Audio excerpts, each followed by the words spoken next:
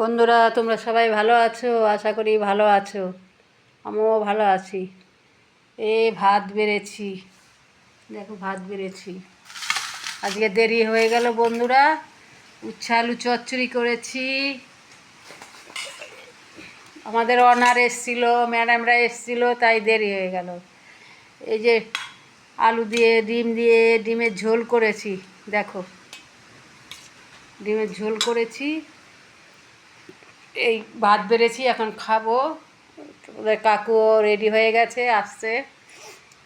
Live share করো, পাশে থেকো।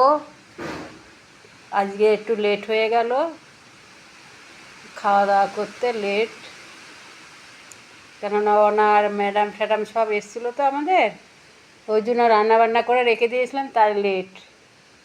তাহলে লাইভ শেয়ার করো, এইখানেই রাখলাম।